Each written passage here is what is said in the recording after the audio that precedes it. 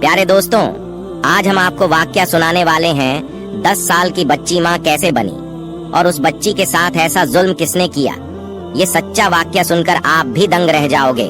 ये सच्चा वाकया सुनने से पहले आपसे गुजारिश है कि वीडियो को आखिर तक देखें और छोटे बच्चे बच्चियों के माँ बाप ये स्टोरी जरूर सुने और शुरू से आखिर तक सुने और इस पर गौर करें, क्योंकि ऐसी बातों को हमारी सोसाइटी में अक्सर छुपा दिया जाता है। प्यारे दोस्तों, ये वाकया हमें पाकिस्तान कराची की एक डॉक्टर खातून ने बताया है। वो खुद बोली है कि ये वाकया उसके खुद अपने अस्पताल में पेश आया है और उसने उस बच्ची की डिलीवरी अपने हाथों से की है। उस खातून ने कहा कि ये सच्चा वाकया को ज्यादा से ज्यादा लोगों को पता चले ताकि सभी इससे सबक हासिल करें। डॉक्टर नफीसा कहती है, मेरा नाम डॉक्टर नफीसा है। वो सोमवार का दिन था जब एक औरत अपनी कोई 10 साला बच्ची को लेकर मेरी क्लिनिक में दाखिल हुई थी। मेरी नजर उस बच्ची पर पड़ी तो मैं हैरान रह गई थी। बच्ची का पेट गैर मामूली हद तक बड़ा हुआ था। जब मैंने बच्ची को देखा तो मुझे ऐसा लगा कि शायद इसे कोई बीमारी होगी या फिर पेट इसलिए बड़ा होगा कि पेट में पानी जमा हो गया होगा।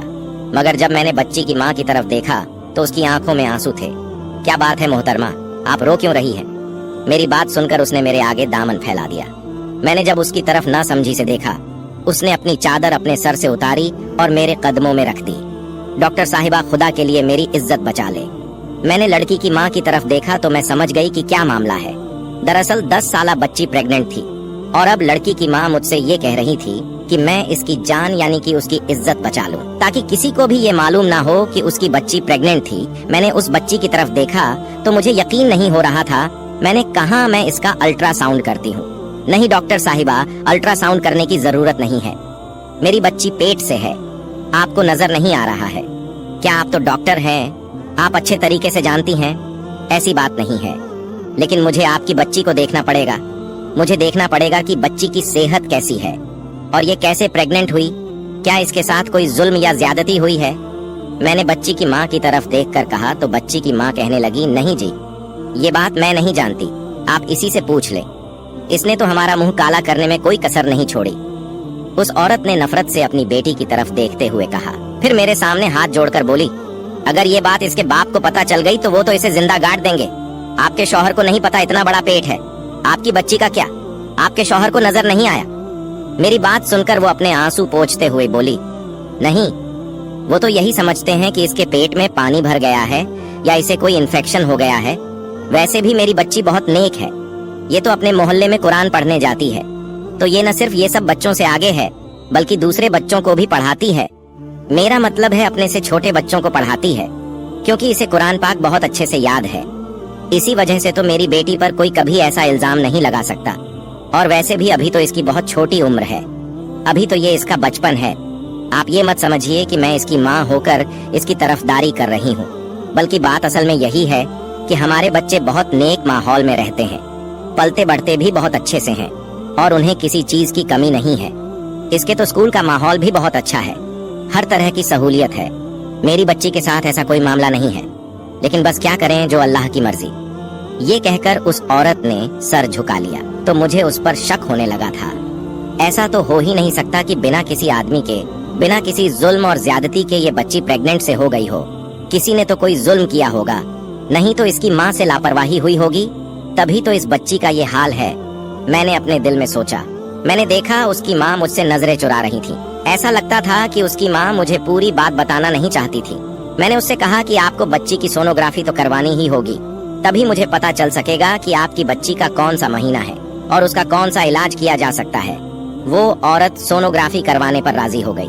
उसकी बच्ची को मैं सोनोग्राफी वाले कमरे में लेकर जाने लगी तो औरत बोली, डॉक्टर साहिबा मैं भी साथ चलूंगी।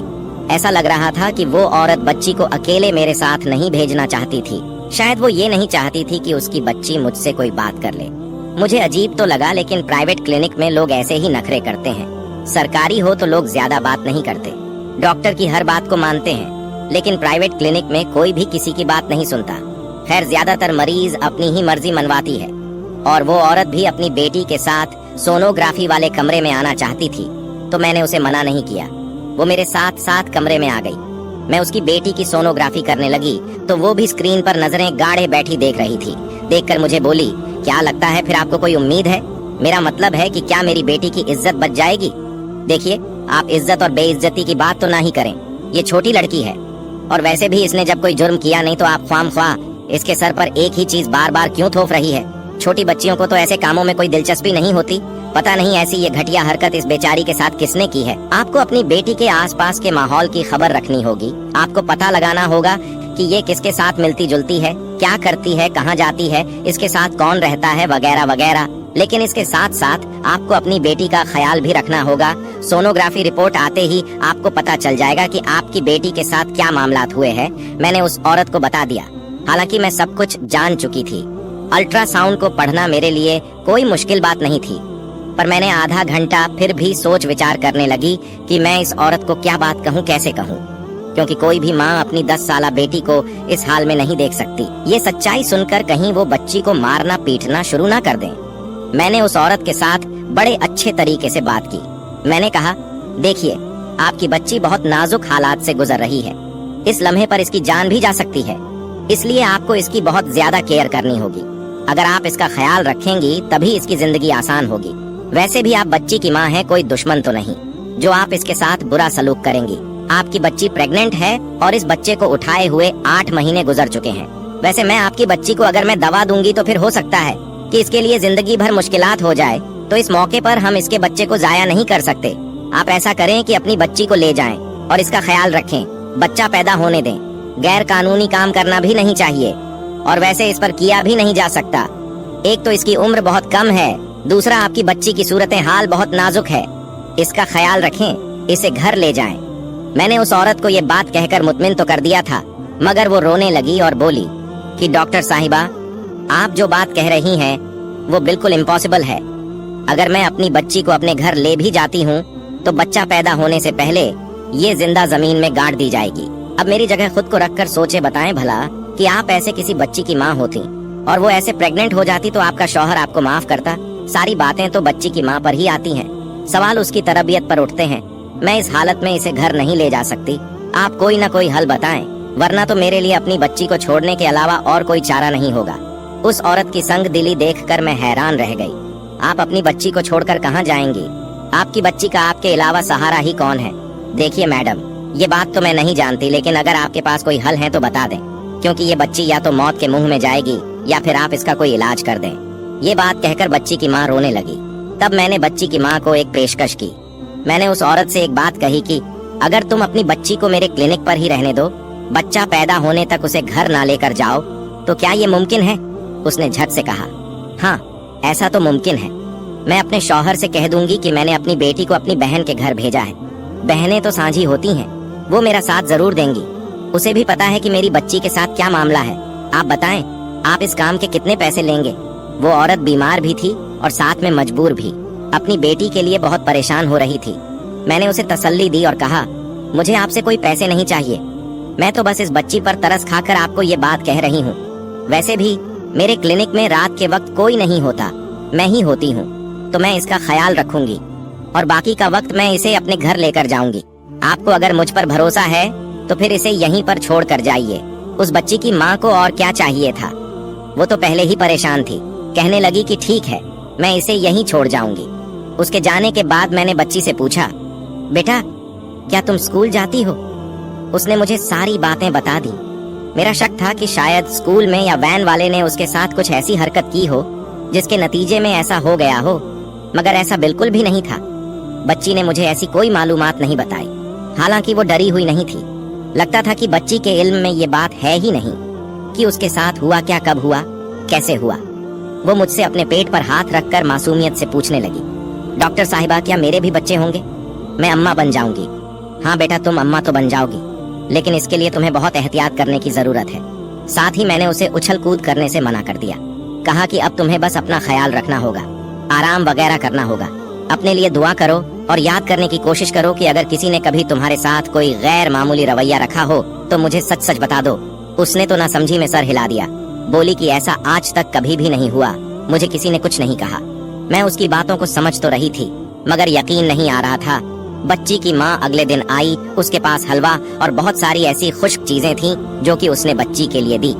मैंने बच्ची की माँ से वो सब कुछ ले लिया और क्लिनिक में ही रख दिया। बच्ची की माँ ने ये भी कहा कि वो उसे अक्सर औकात मिलने आती रहेगी। बच्ची अपनी माँ को याद तो करती थी, मगर साथ ही साथ परेशान भी होती थी कि आखिर उसके साथ ये सब क्या हो रहा है। खैर, मैंने उसे क्लिनिक में ही रख लिया। उसके दिन अब करीब आ रहे थे। मुझे परेशानी भी थी कि कहीं इस बच्ची का केस कोई गैर मामूली सूरत हाल इख्तियार न कर ले, क्योंकि मैंने तो उसकी माँ से कह रखा था कि उसे परेशानी की जरूरत नहीं है। उसकी बच्ची का केस मेरे हाथ में है, मैं उसे बर्बाद नहीं होने दूंगी, न ही उसके मुस्तकबिल पर कोई फर्क पड़ेगा। खैर, विलादत के उसने 2 खूबसूरत बच्चों को जन्म दिया। बच्चे गोल मटोल प्यारे और सेहतमंद थे। मैंने उन बच्चों को देखा, मेरी तो हैरत की इंतहा न रही। वो दोनों जुड़वा बच्चे थे। आज तक मैंने ऐसा होते नहीं देखा था। उस बच्ची की सेहत बहुत खराब थी। मैं उसे हॉस्पिटल से सीधा घर ले गई। अब वो बड़ी बड़ी औरत मालूम हो रही थी। मुझे उसकी हालत पर दुख भी हो रहा था। मैंने उससे दोबारा पूछने की कोशिश की, लेकिन उस बच्ची को तो कुछ मालूम ही ना था। बहरहाल वो बच्चे तो उसी के थे। मैंने सख्ती से मना कर दिया कि घर में ये बात किसी को ना बताए। बच्ची की माँ को भी मैंने सारी हकीकत बता दी कि 2 बच्चे जो पैदा हुए वो बच्चे मैंने किसी बे औलाद जोड़े को दे दिए। आपको उनके बारे में फिक्रमंद होने की जरूरत नहीं है। बच्ची की माँ अपनी तरफ से बेफिक्र हो गई। उसने मुझे हजारों रुपए दिए और बोली, आपका बहुत शुक्रिया, आपने इस मुश्किल वक्त में मेरा साथ दिया। मैंने अपने शौहर से कह दी थी कि मैं अपने बच्ची को खाला के घर छोड़ आई। वो मुतमिन हो गया था। वैसे भी वो अपने बच्चों की ज्यादा खबर नहीं रखता, लेकिन अगर उसे पता चल जाता तो पता नहीं क्या करता क्या होता। ये कहकर वो अपनी बच्ची को लेकर चली गई। मेरे ख्याल में तो अब वो मुतमिन थी और उसकी फिक्र भी खत्म हो गई थी, मगर मुझे उसकी बेटी बार बार याद आ रही थी। ऐसा लगता था कि जैसे वो मुझे कुछ बताना चाहती थी, मगर मारे परेशानी की कुछ बता नहीं पाई। मैंने उससे मजीद कुछ नहीं कहा। बच्ची के जाने के बाद मेरे कमरे में मौजूद नर्स ने मुझसे एक अजीब बात कही। बोली कि आपको नहीं लगता कि बच्ची की माँ का रवैया कुछ अजीब था? मुझे लग तो ऐसा रहा था, मगर मैंने सर झटक दिया। मैं फालतू की बातों में नहीं पढ़ना चाहती थी। वैसे भी मैंने ये केस अपने जहन से भुला दिया था। मेरे तो वहम और गुमान में भी नहीं था कि इस बच्ची को दोबारा मेरे पास आना पड़ेगा और मुझे दोबारा से उस बच्ची को देखना पड़ेगा। मेरे ख्याल में ये सबसे बड़ी मुसीबत थी जो उन लोगों पर आई थी। मुझे इस बात का मुकम्मल यकीन था कि अब वो माँ अपनी बेटी का खास ख्याल रखेगी और उसे बाहर आने जाने नहीं देगी। न सिर्फ ये कि उसकी हर हरकत पर नजर रखेगी, बल्कि उसके मिलने जुलने वालों पर भी ध्यान रखेगी। मैंने तो यही सोचा था कि यह आखिरी और पहला वाकया होगा जो इस बच्ची की जिंदगी में आई है, मगर फिर वो हुआ जो मैंने सोचा भी नहीं था। तकरीबन 7-8 महीने गुजरे थे कि वो बच्ची दोबारा मेरे क्लिनिक में दाखिल हुई। इस बार उसकी माँ भी साथ थी और बच्ची ने बड़ा सा दुपट्टा ओढ़ रखा था। बच्ची का कद काफी बढ़ चुका था। लगता था कि अब इसकी जिंदगी में कोई और मसला नहीं है। मैं समझी कि शायद कोई दूसरा मसला है जिसके लिए वो मेरे पास बात करने के लिए आई है, मगर उसने तो आते ही मेरे सर पर हैरतों के पहाड़ गिरा दिया। मैंने पूछा कि क्यों आना हुआ। कहने लगी, मेरी बच्ची को दोबारा से वही अलामत जाहिर हो रही है। मैंने पूछा, कैसी अलामत? तो लड़की की माँ रोने लगी। उसके आंसू देखकर मैं समझ चुकी थी कि मामला फिर से गड़बड़ है। उसके साथ दोबारा वही सब कुछ हो चुका है जिसके लिए पहले वो मेरे पास आई थी। मुझे यकीन नहीं आ रहा था कि एक छोटी सी बच्ची इतनी सी उम्र में ऐसे हादसात से कैसे बार बार गुजर रही है, और दूसरी तरफ उसकी माँ को तो उसके बारे में कोई खबर ही नहीं और ना ही लड़की को पता है। मैंने कहा, अब ये सब कैसे हो गया? तुमने तो कहा था कि तुम्हारी बच्ची के इर्द गिर्द में कोई ऐसा इंसान नहीं जो ये हरकत कर सके, तो फिर ये सब क्या है? लड़की की माँ रोते हुए बोली, डॉक्टर साहिबा, मुझे तो खुद इस बारे में नहीं पता। मेरी तो टांगें कांप रही हैं। उस वक्त से जब से मैंने अपनी बच्ची के बारे में ऐसा महसूस किया, आप कम से कम इसका टेस्ट करके पता लगाएं कि जो कुछ मैं सोच रही हूँ वो सही है या गलत है, क्योंकि अभी तक मैंने इसका कहीं टेस्ट नहीं करवाया। आप चूंकि मेरे हालात से पहले भी वाकिफ है, इसलिए मैं सीधे आपके पास आई हूँ। आप खुदा के लिए चेक करके बता दें कि जो कुछ मैं सोच रही हूँ वो सही है या गलत है। अल्लाह करे ये सब जो मैं सोचती हूँ झूठ निकले, वरना तो मैं जीते जी मर जाऊंगी। अब तो इसके बाप से क्या बहाना करूंगी? अब तो मेरी जिंदगी में वो तूफान आएगा कि मेरी जिंदगी हमेशा के लिए तबाह हो जाएगी। मैंने उसे तसल्ली दी, कहा कि आप ख्वामख्वाह शक न करें, पहले मुझे आपकी बच्ची को चेक तो करने दें। जब तक टेस्ट की रिपोर्ट नहीं आती तब तक आप कोई अंदाजा कायम मत करें। मगर मैं जब उसे अल्ट्रासाउंड वाले कमरे में लेकर गई तो अल्ट्रासाउंड की स्क्रीन पर नजर पड़ते ही मेरे तो कदमों तले से जमीन निकल गई। मेरी आंखें फटी की फटी रह गई। मैं ऐसा सोच भी नहीं सकती थी कि दोबारा से वही सब कुछ हो जाएगा। मैंने लड़की की माँ को भी सच सच बता दिया। कहने लगी कि ऐसा मत कहें, कह दीजिए कि ये झूठ है। मैंने कहा, क्या आपको आपकी बच्ची के बारे में कुछ भी नहीं मालूम? आप कैसी माँ हैं? सच कहती हूँ, कुरान पर हाथ रखकर कसम खाने को तैयार हूँ कि मेरी बातें बिल्कुल सही हैं। मैं अपनी बेटी के बारे में किसी मुजरिम को नहीं जानती। आप शायद मुझ पर ही शक कर रही होंगी और सोच रही होंगी कैसी माँ है जो अपनी बेटी के बारे में इतनी सी बात भी नहीं जानती। लेकिन कसम खाकर कहती हूँ, मुझे वाकई नहीं पता कि यह सब कुछ कैसे हुआ। मैंने कहा, अब परेशान होने की जरूरत नहीं है, क्योंकि दवाइयों के इस्तेमाल से मामला ठीक हो जाएगा। आपको वो परेशानी तो नहीं होगी जो इससे पहले हुई, मगर बार बार ऐसा होने से आपकी बच्ची की सेहत गिर जाएगी। बहुत कम उम्र में ऐसे मामलात बच्ची के लिए बहुत खतरनाक होते हैं। आपको भी पता है कि इसकी सेहत कैसी है। एक तो उम्र कम है, दूसरा कमजोर और मरियल सी है। आपको इसका ख्याल रखना होगा। मेरी बात सुनकर उसकी माँ ने कहा, बिल्कुल ख्याल तो मैं रखूंगी, आप बस दवाइयाँ दे दें, मगर मुझे बता दें कि मेरी बच्ची का मुजरिम कौन है। वो औरत मेरी क्लिनिक में बैठी रोने लगी। मैंने कहा, इस बात की तो मुझे भी समझ नहीं। मैंने तो कई बार आपकी बच्ची से नफ्स हरबे आजमा कर ये पूछने की कोशिश की कि क्या उसकी नजर में कोई मुजरिम है, तो उसने मुझे साफ मना कर दिया। वो बच्ची बोली कि आज तक ऐसा नहीं हुआ, ना ही मुझे कोई ऐसा शख्स नजर आता है जिसने मेरी तरफ बुरी नजर से देखा हो, मुझे हाथ लगाने की कोशिश की हो। बस जो कुछ भी होता है वो अचानक होता है। मैं इस मामले में कुछ नहीं जानती। बच्ची की बात सुनकर मैं भी हैरान थी। मैंने सोचा था कि शायद ये आखिरी बार होगी, अब इस बच्ची के साथ कोई ऐसा मामला नहीं होगा। लेकिन उस मामले को अभी तकरीबन कुछ दिन ही गुजरे थे, यानी 2 से 3 महीने ही हुए होंगे कि वो औरत फिर अपनी बच्ची को लेकर मेरी क्लिनिक में आ गई। इस बार तो उसे देखकर मुझे गुस्सा आ गया। मुझे लगा कि जानबूझकर ये लोग नाटक कर रहे हैं, क्योंकि ऐसा हो ही नहीं सकता कि कोई बच्ची प्रेग्नेंट हो जाए और उसकी माँ को और ना ही उस बच्ची को खुद को भी पता ना हो। इस बार मैंने अल्ट्रासाउंड करने की भी जहमत नहीं की, बस दवाइयाँ लिख कर दे दी। मगर बच्ची की माँ बहुत परेशान थी, आंखों से बहते आंसू और साथ ही हाथ कांप रहे थे। बोली कि मैं कहाँ जाऊंगी, अगर दोबारा मेरी बच्ची के साथ यही कुछ हो गया तो मैं क्या करूंगी। मैंने कहा, मोहतरमा, आज के जमाने में इतना बेवकूफ तो कोई भी नहीं है जितना आप मुझे समझ रही है। आपकी बच्ची के साथ जो भी हो रहा है, इसका मुजरिम आपके घर में ही मौजूद होगा। या तो आपने दूसरी शादी कर रखी है, आपका शौहर इस बच्ची का सौतेला बाप है, या तो फिर कोई और मामला है जो आप मुझे बता नहीं रही। अगर ऐसा नहीं है तो फिर आप अपनी बच्ची की हिफाजत करें, इसे हर वक्त अपने साथ रखें। मुझे नहीं लगता कि आप अगर इसे हर वक्त अपनी नजर के सामने रखेंगी तो कोई ऐसा मामला हो पाएगा। उस बच्ची की माँ बोली, यकीन करें मैं ऐसा ही करती हूँ, सिर्फ इस बच्ची को पढ़ने के लिए भेजती हूँ। इसके अलावा ये हर वक्त मेरी नजरों के सामने है। अब ये बातें हो रही थीं कि मेरे क्लिनिक के दरवाजे पर दस्तक हुई। तकरीबन उसी की उम्र की एक और लड़की मेरे क्लिनिक में अपनी माँ के साथ दाखिल हुई थी। उसने मुझे देखते ही कहा कि मुझे आपसे एक जरूरी बात करनी है और अकेले में करनी है। ये लोग एक दूसरे का सामना नहीं करना चाहती थी। मैंने देखा उस औरत के साथ भी अपनी कोई 12 साल बच्ची थी और साथ वो खुद भी परेशान खड़ी थी, आंखों से आंसू छलक रहे थे। मैंने उसे देख लिया था, ऐसा लग रहा था कि उसका मामला भी ऐसा ही है। मैंने पहले वाली औरत को उसके घर भेज दिया और दूसरी के पास आ गई, क्योंकि वो तो जाहिर है मेरे क्लिनिक में पहली बार आई थी, उसे वक्त देना जरूरी था। मैं उसके पास जाकर बैठी तो देखा उसकी बच्ची भी इसी तरह किसी पेट के दर्द में मुब्तला थी। कहने लगी कि मुझे अपनी बच्ची के पेट के दर्द की बहुत फिक्र है। इसके साथ अजीब अजीब चीजें हो रही हैं जो सिर्फ शादीशुदा औरतों को होती है। मैंने बच्ची की तरफ देखा और उसकी हुलिया देखकर समझ गई कि इसके साथ भी पहली बच्ची वाला मामला है। मैंने उसे अल्ट्रासाउंड के लिए कमरे में भेजा। अल्ट्रासाउंड की रिपोर्ट देखकर मेरे कदमों तले से जमीन खिसक गई। इस बच्ची के साथ भी वही मामला था जो कि पहली वाली के साथ था। अब तो मुझे इस पर अफसोस होने लगा। देखकर मैं परेशान हो गई। मैंने उसकी माँ को साफ साफ सच्चाई बता दी कि तुम्हारी बच्ची उम्मीद से है। वो सर पकड़कर बैठ गई, बोली कि मुझे समझ नहीं आता, ऐसे कैसे मुमकिन है। मैंने उसे पहले वाली बच्ची के बारे में भी बता दिया, क्योंकि अब माँओं को इस बारे में सोचने की जरूरत थी। इस तमाम सूरत हाल के बाद मुझसे बर्दाश्त नहीं हुआ। मैंने फौरन उन बच्चियों के हवाले से पुलिस के साथ राब्ता किया और तमाम किस्सा सुना दिया।